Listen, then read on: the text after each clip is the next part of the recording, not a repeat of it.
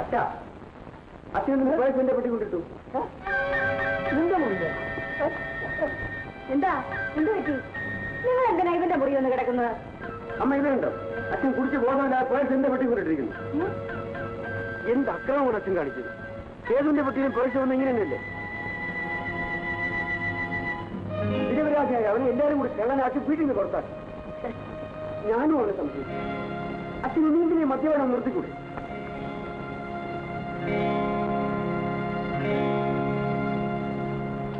ഇതെല്ലാം എന്റെ മദ്യപാനം കൊണ്ടുണ്ടായ തകരാറാണ് ഫലം. ഇനി ഇത് ആവശ്യം മതി. അതെ, ഇത് എത്രാമത്തെ സത്യം ചെയ്യില്ല. അയ്യോ, ഞാൻ ഇതുവരെ പറഞ്ഞ പോലല്ല. ഇനി ഞാൻ ഒരിക്കലും മദ്യപിക്കില്ല. ഇത് സത്യം, സത്യം, സത്യം. അയ്യോ, അങ്ങനെ തലേ തുടങ്ങായിരുന്നു. നിനക്ക് ഇനിയും കല്ല് കുടിക്കണം അല്ലേടാ? നീയാണ് ഈ കുഴപ്പങ്ങളെല്ലാം ഉണ്ടാക്കി വെക്കുന്നത്. കഷ്ടം, നല്ലൊരു പയ്യനെ കല്ലെന്ന് വിളിക്കേണ്ടി വന്നു.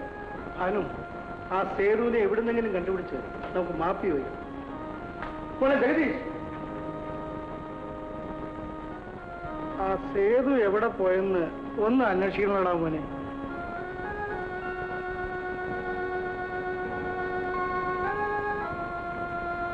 പോലീസിൽ അറിയിച്ചാൽ അവരെവിടുന്നെങ്കിലും കണ്ടുപിടിക്കായിരിക്കും. എല്ലാ ഭാഗവും മനസ്സിനും ശരീരത്തിനും ഒരു സുഖമില്ല.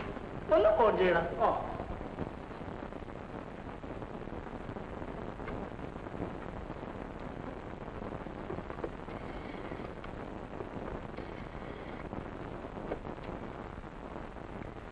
ഹലോ ഹലോ, ഇത് ഞാനാ അപ്പുണ്ണി. അപ്പുണ്ണി അന്യല്ല, അപ്പുണ്ണി. ഇങ്ങനെയാണോ ഫോൺ ചെയ്യുന്നത്? എന്റെ ചെവി പൊട്ടിപ്പോയല്ലോ. എന്താ വിശേഷം? എല്ലാവർക്കും സുഖം തന്നെ. എന്നാലും ഏമാന്റെ മനസ്സിനും ശരീരത്തിനും നല്ല സുഖമില്ല.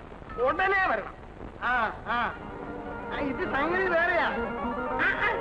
കള്ളു കുടിച്ചിട്ടൊന്നുമല്ല. അങ്ങനെയാണെങ്കിൽ എത്ര വർഷം മുമ്പേ വരണം. ആർക്കാണ് ഫോൺ? ലേഡി ഡോക്ടറമ്മയ്ക്ക്. എടാ, നിന്നോട് പോലീസ് സ്റ്റേഷനിലേക്കല്ലേ ഫോൺ ചെയ്യാൻ പറഞ്ഞത്? അപ്പൊ അങ്ങനെ മനസ്സിനും ശരീരത്തിനും സുഖമില്ല എന്ന് പറഞ്ഞതോ? ബ്ലഡ് റാസ്റ്റിൽ ഓടാണ്.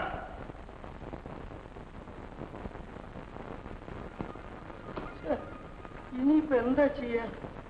വലിയ കുഴപ്പമായില്ല. അനു, എന്താ? അല്ല, ഇപ്പോ ആ ലേഡി ഡോക്ടർ കയറി വരുമല്ലോ. അല്ല, ഞാൻ അറിയാതെ ചോദിക്കാം. നിങ്ങൾ ആ ലേഡി ഡോക്ടറിനെ കാണുമ്പോ ഇങ്ങനെ പേടിക്കുന്നത് എന്തിനാ? പേടിയോ? എനിക്കോ? അവരെ കാണുമ്പോഴോ? എന്തിനാ?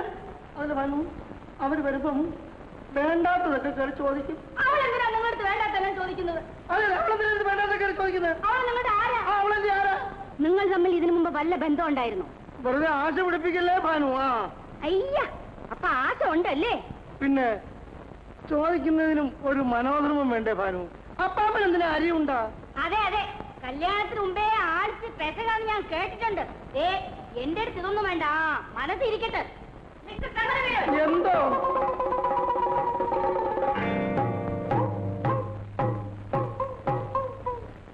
നിങ്ങൾ ഇന്നലെ കണക്കില്ലാതെ കുടിച്ചപ്പോഴേ ഞാൻ പറഞ്ഞതാണ്. അല്ലേ, ഇന്നലെ നിങ്ങൾ രണ്ടുപേരും ഒന്നിച്ചാണോ കള്ളു കുടിച്ചത്? അനാവശ്യം പറയരുത്. ഞാൻ ആളത്ര പെസക. ഞാൻ അതിനേക്കാൾ പെസക അല്ല. പിന്നെ ഭാനു കള്ളു കുടിച്ചോണ്ട് വരുന്ന സീൻ ഡോക്ടർ കണ്ടു. അതിനെപ്പറ്റി പറഞ്ഞുകൊണ്ടിരിക്കുകയായിരുന്നു കേട്ടോ. പിടിക്കുന്നു, ബഹളം ഉണ്ടാക്കരുത്. നിങ്ങൾ ഈ സ്ത്രീ എന്താ ഈ ആവശ്യമില്ലാത്ത കാര്യത്തിലൊക്കെ ഇടപെടുന്നത്? സ്ത്രീയോ? ഞാൻ ഈ മനുഷ്യന്റെ ഭാര്യയാ. അത് എനിക്ക് പ്രശ്നമല്ല. എനിക്ക് പ്രശ്നമാ. അതെ, കല്യാണം കഴിച്ചാലേ മനസ്സിലാവുള്ളൂ. എന്റെ പൊന്നു ഭാനു, നീ ഒന്ന് അപ്പുറത്തേക്ക് പോ. ഞാൻ പോവില്ല, ഞാൻ ഇവിടെ തന്നെ നിൽക്കും. എന്തെങ്കിലും ആകട്ടെ. മിസ്റ്റർ ശങ്കരമേനോൻ, നിങ്ങൾ അവിടെ കിടക്കണം. അല്ലേ, അവർ പറഞ്ഞ ഉടനെ അങ്ങ് കയറി കിടന്നോ? എഴുന്നേൽക്കോ, അവിടെ കിടക്കാൻ. എഴുന്നേൽക്കാനാ പറഞ്ഞത്. എനിക്കൊന്ന് പരിശോധിക്കണമെന്ന്. നിങ്ങൾ എന്തോന്നാ പരിശോധിക്കാൻ പോകുന്നത്? ഇതൊരു ശല്യമായല്ലോ. മിസ്റ്റർ ശങ്കരമേനോൻ, ഞാൻ ആളിത്തിരി പെസക. ഭയങ്കര പെസക. ഇതിത്തിരി പെസകുന്ന ലക്ഷണമുണ്ട്. അല്ലേ, വെറുതെ നിൽക്കുന്ന ആളിനെ പിടിച്ച് പരിശോധിക്കാൻ വന്നിരിക്കുന്നു. മിസ്റ്റർ ശങ്കരമേനോൻ, നിങ്ങളുടെ മനസ്സിന് ശരീരത്തിന് സുഖമില്ലെന്ന് പറഞ്ഞിട്ട്? അയ്യോ, ആര് പറഞ്ഞു? പിന്നെ ഫോൺ ചെയ്തോ? അയ്യോ, ആര് ഫോൺ ചെയ്തു? അപ്പുണ്ണി. എന്നാ അവനായിരിക്കും സുഖമില്ലാത്തത്. അവൻ എവിടെ? എടാ അപ്പുണ്ണി, അപ്പുണ്ണി, അപ്പുണ്ണി. എനിക്കൊരു അബദ്ധം പറ്റിപ്പോയതാണ് ഡോക്ടർമ്മ, എന്നോട് ക്ഷമിക്കണം. മിസ്റ്റർ ശങ്കരമേനോൻ. അപ്പുണ്ണി, അപ്പുണ്ണി പെട്ടിയെടുത്തു. ഞാൻ ആർക്കും പെസക.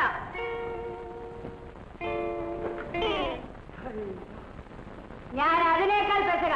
അയ്യോ, ഈ അവസരത്തിൽ എന്നോട് ഇങ്ങനെ പറയരുത്. ഈ കല്യാണം നടന്നില്ലെങ്കിൽ ഞാൻ ജീവിച്ചിരുന്നിട്ട് കാര്യമില്ല. എടാ, ഇങ്ങനെ പറഞ്ഞാൽ ഞാൻ എന്ത് ചെയ്യും?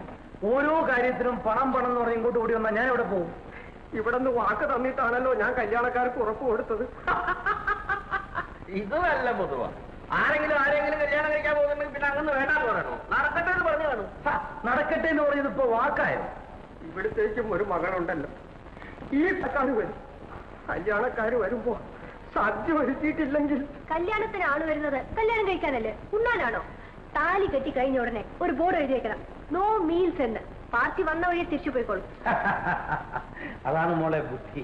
അത് പിന്നെ പഠിച്ചതിന്റെയും പഠിപ്പിച്ചതിന്റെ ഒക്കെ കാണാതിരിക്കും അങ്ങനെ. പാമ്പും മുട്ട വരിഞ്ഞ പിന്നെ പഞ്ചവർണ്ണക്കിളി ഉണ്ടാവും അങ്ങനെ. നല്ല ഒന്നാന്തരം പാമ്പും കുഞ്ഞ്, 10 മാറ്റ് പാമ്പും കുഞ്ഞ്. അധികം പ്രസംഗി. ഏതായാലും ഒരു കല്യാണക്കാര്യമല്ലേ, ഞാനായിട്ട് മുടക്കിയെന്ന് വേണ്ട. എത്ര രൂപ വേണം? 1000 രൂപ മതി.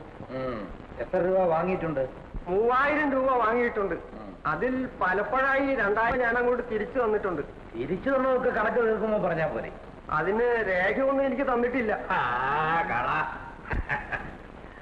പെൺകൊച്ചിന്റെ കല്യാണം ഒന്നും നടക്കാൻ പോകുന്നൊന്നുമില്ല. അച്ഛനാർക്ക് ഇപ്പൊ രൂപ വേണോ അതോ രേഖ വേണോ? അയ്യോ, എന്റെ ബുദ്ധിമോശം കൊണ്ട് പറഞ്ഞു പോയതാണ്. എനിക്ക് രൂപ മതി.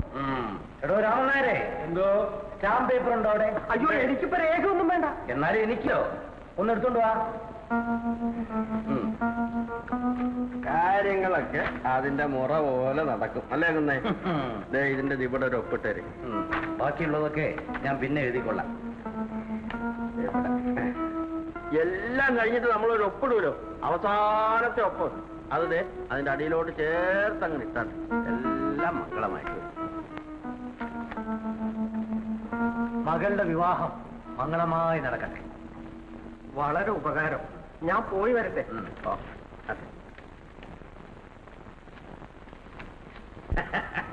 അങ്ങനെ അച്ഛനും നേരെ എന്ന് വെച്ചാൽ അതെ, ഈ കല്യാണത്തിന്റെ